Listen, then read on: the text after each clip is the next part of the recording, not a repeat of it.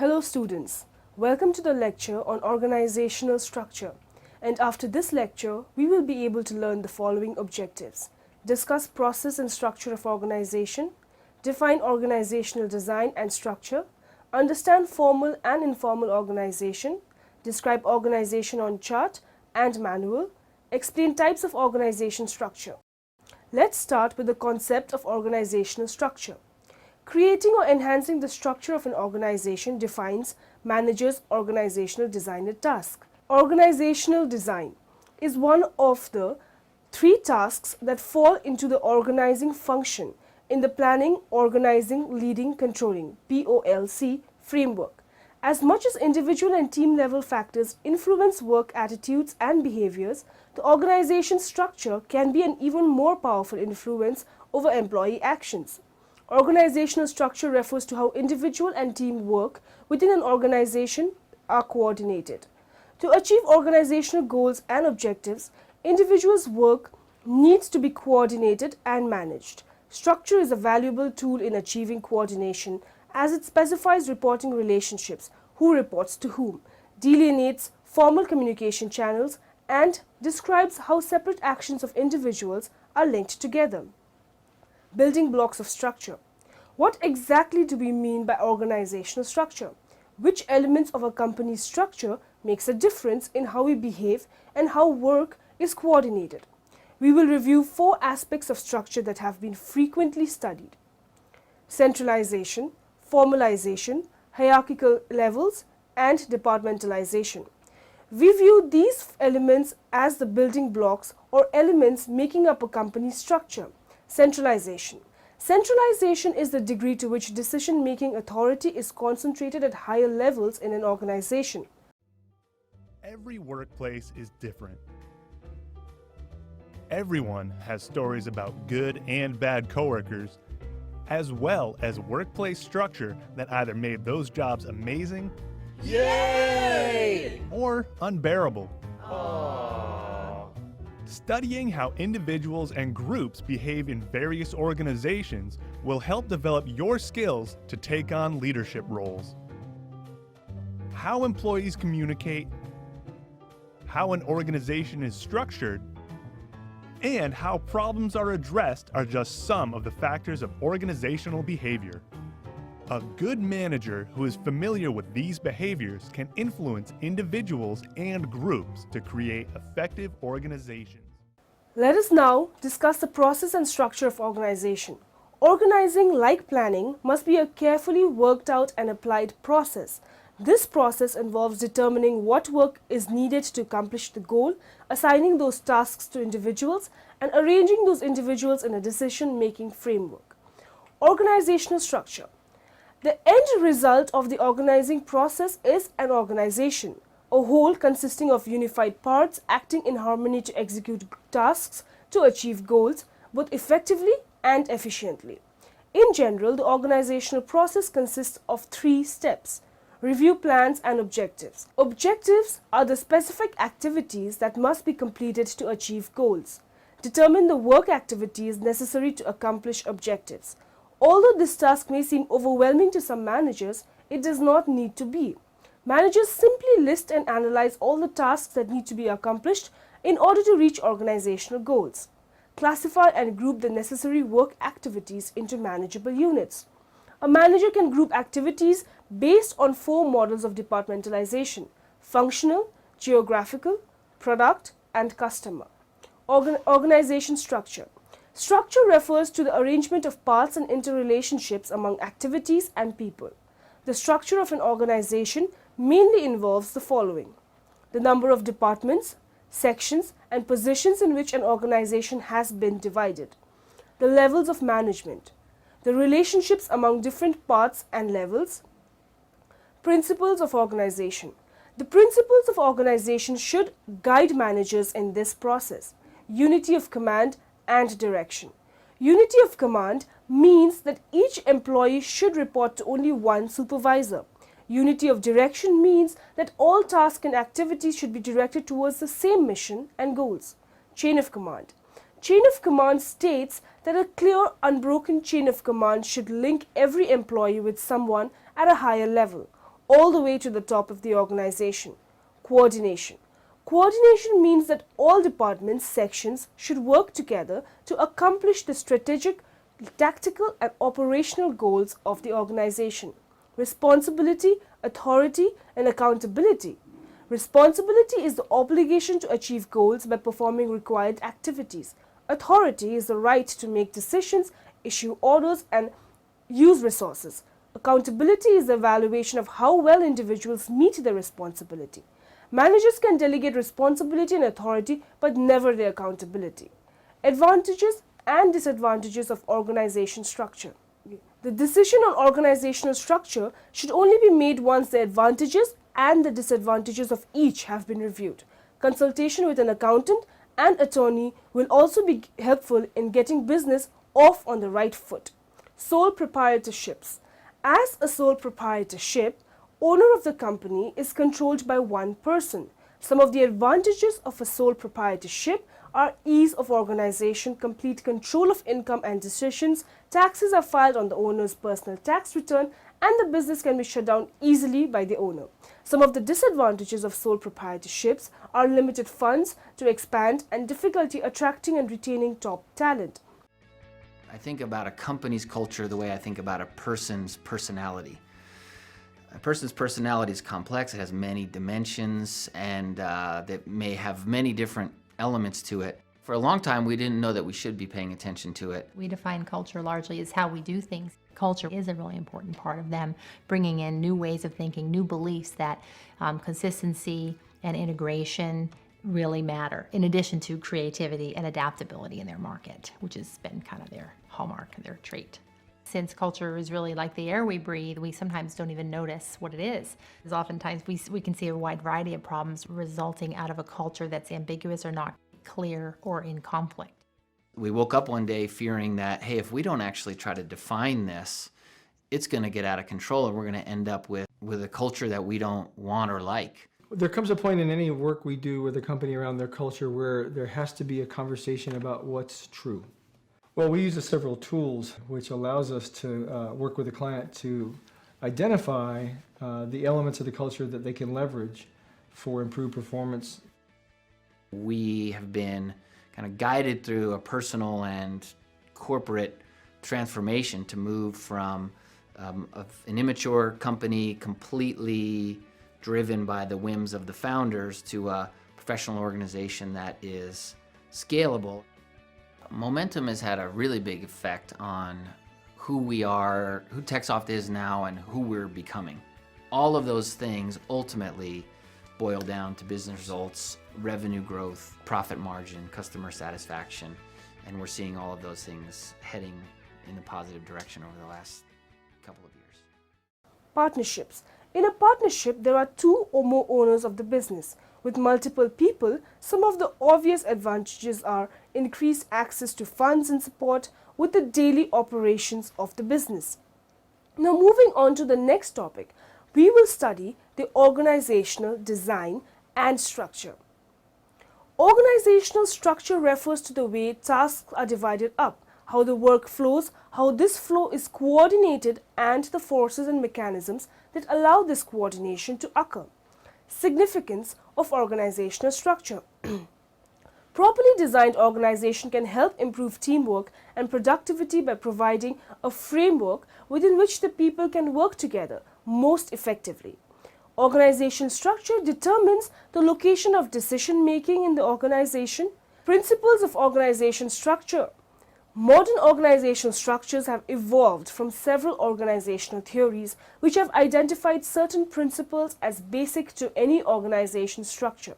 Line and staff relationships. Line authority refers to the scalar change or to the superior subordinate linkages that extend throughout the hierarchy. Line employees are responsible for achieving the basic or strategic objectives of the organization, while staff plays a supporting role to line employees and provides services. Departmentalization. Departmentalization is the process of horizontal clustering of different types of functions and activities on any one levels of the hierarchy. Departmentalization is conventionally based on purpose, product, process, function, personal things, and place. Division of labor. Subdivision of work into separate jobs assigned to different people. potentially increases work efficiency. It's necessary as company grows and work becomes more complex. What is division of labour? Division of labour is where the separate tasks of a process are divided amongst cooperative specialist workers.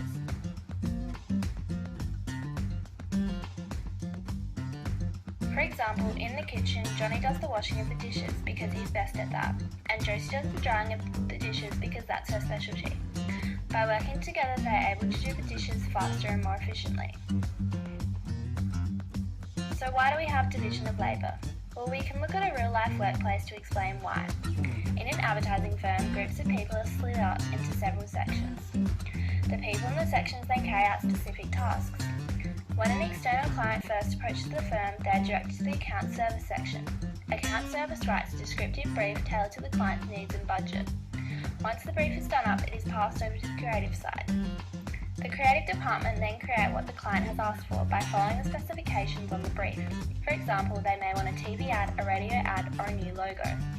If there are graphics involved, the product is then passed over to the graphical team. So once everything is almost complete, the product is then passed over to the print team, who analyse the product and ensure there are no potential problems and there are no mistakes, ensuring that all aspects of the initial brief are met.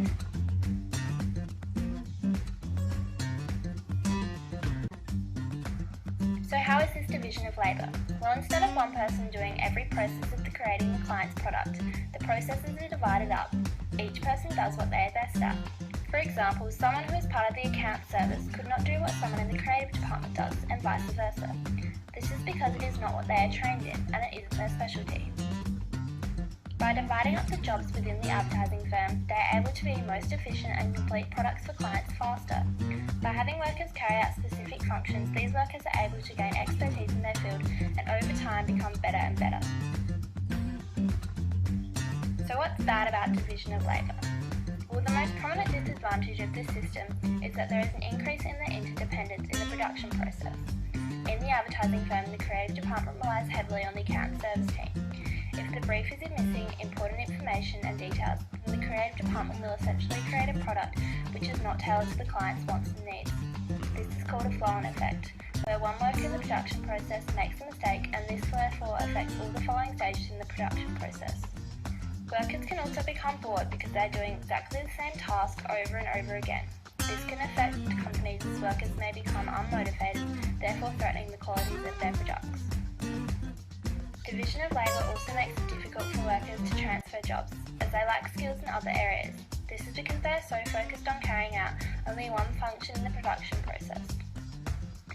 Overall, division of labour allows a firm to operate at its most effective and efficient level, whilst creating products of high quality. Although there are several disadvantages to division of labour, these are outweighed by the advantages. In a big production firm, the flaws of division of labour have minimal impact on the overall production and is proven to be a far better system. Contingency of organizational design. Different organization structures have different benefits in different situations. What matters is the overall organization design is aligned with the business strategy and the market environment in which the business operates. Here are just some of the many things that can consider when thinking about the structure of an organization. These are strategy. The organization design must support strategy. If organization intends to be innovative, then a hierarchical structure will not work. Environment. If the market environment work in customers, suppliers, regulators, etc. is unpredictable or volatile, then the organization needs to be flexible enough to react to this.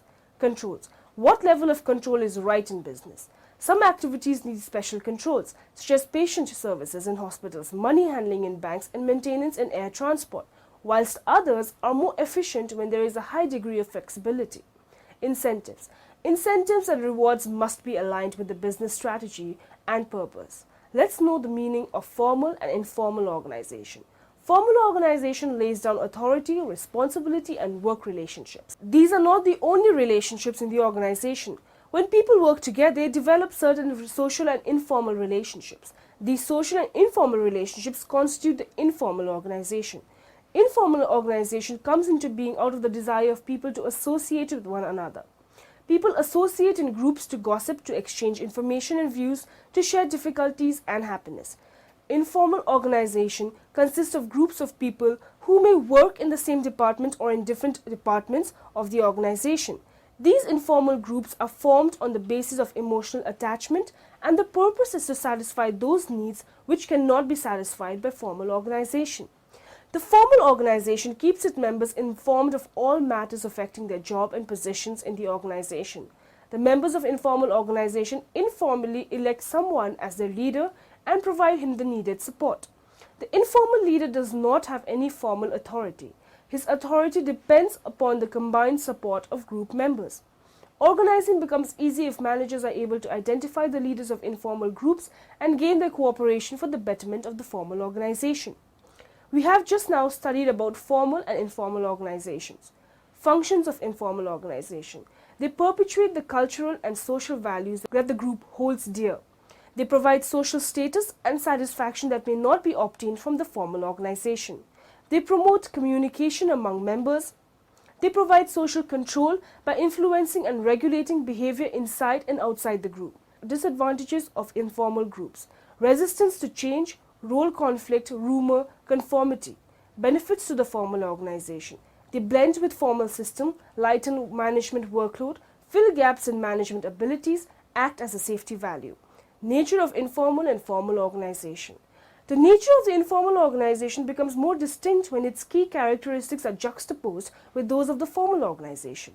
Formal rules are often adapted to subjective interests, social structures within an enterprise, and the personal goals, desires, sympathies, and behaviors of the individual workers, so that the practical everyday life of an organization becomes informal. Formal organizations are typically understood to be systems of coordinated and controlled activities that arise when work is embedded in complex networks of technical relations and boundary-spanning exchanges. But in modern societies, formal organizational structures arise in highly institutional contexts. Key characteristics of the informal organization: evolving constantly, grassroots, dynamic and responsive, excellent at motivation, requires insider knowledge to be seen, treats people as individuals. Key characteristics of the formal organization: enduring unless deliberately altered, top-down, static, excellent at alignment. Organization chart and manual. Organization structure of a company can be shown in a chart. Such chart indicates how different departments are interlinked on the basis of authority and responsibility. It is a simple diagrammatic method of describing an organization structure. It indicates how the departments are linked together on the basis of authority and responsibility. Such organization chart provides information of the organization structure at a glance. An organization chart shows that has the authority over whom, but does not state that extent of authority or the duties each person in the organization is expected to perform. In order to supplement the information of this chart, an organization may prepare a manual or management guide. Meaning of organizational manual. A manual can be a useful instrument of management which more than justifies the amount of work and money involved in its compilation. Where a good manual is in use, each person can determine the responsibilities of his job and its proper relationship with other jobs in the organization. Jurisdictional conflicts and overlapping can be avoided. A manual provides quick settlement of all misunderstandings. It relieves the manager from the both elation of repeating the same information time and again. It provides uniformity and consistency in the procedures and practices.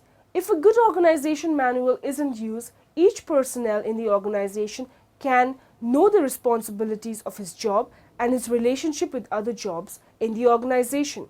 Good organization manual has the following contents: nature of the enterprise, objectives of the enterprise, policies of the management, job descriptions, duties and responsibilities of various personnel, instructions relating to the performance of standard as well as non-standard jobs. Types of organization structure. Organization structure is defined as the logical arrangement of tasks and the network of relationships and roles among the various positions established to carry out the activities necessary to achieve the predetermined objectives of business. Internal organization structure constitutes the arteries and veins through which the blood of work flows into the body of organization. Internal organization structures can be broadly classified into the following types or forms: line organization structure, functional organization structure, line and staff organization structure, product organization structure. Line organization structure. Line organization, also called military or scalar organization, is the oldest and the simplest form of internal organization structure. It was first developed by the Roman army and later adopted by armies all over the world. Factory owners also used line organization structure in its purest form in the 19th century in England. In the line organization, the line of authority moves directly from the top level to the lowest level in a step-by-step manner. It is straight and vertical. The top-level management takes all major decisions and issues directions for actual execution. The general manager, for example, issues orders to various departmental managers. Thereafter, the departmental manager issues instruction to work manager. The work managers will then issue instructions to foremen. In this manner, the orders and instructions will be issued to the workers working at the lowest level. Thus, authority moves downward and also step by step. The responsibility, on the other hand, moves in the upward direction. Functional organization structure. F. W. Taylor, founder of scientific management, conceived the functional organization structure. According to him, it is unscientific to overload a foreman with the entire responsibility of running a department. He introduced a system of functional foremanship in his organization. In his functional foremanship, there will be 8 specialists foremen who will be required to guide, direct, and control the work. Workers at the plant level will have to follow the instructions of all these 8 specialists called bosses. In the functional organization structure, there will be separation of planning of work and execution of the plan prepared. The basis of division is the function, and naturally the organization structure created will be called functional organization. In the functional foremanship, there will be 8 specialists or functional heads called bosses. Out of 8 bosses, 4 bosses will be at the planning level and the remaining 4 will be at the shop floor level. Now, in the end, let us summarize what we have learned in this lecture. Structure is a valuable tool in achieving coordination as it specifies reporting relationships, who reports to whom, delineates formal communication channels, and describes how separate actions of individuals are linked together. A hierarchical organization is an organizational structure where every entity in the organization except one is subordinate to a single other entity. A limited liability company, a LLC, acts to provide the protection features of organizing as a cooperation, such as limited liability and the adaptability of partnerships. Informal organization consists of groups of people who may work in the same department or in different departments of the organization. A manual can be a useful instrument of management which more than justifies the amount of work and money involved in its compilation. The matrix organization is different from the functional organization. In the functional organization, the project manager is given complete responsibility for the project as well as the resources needed for its completion.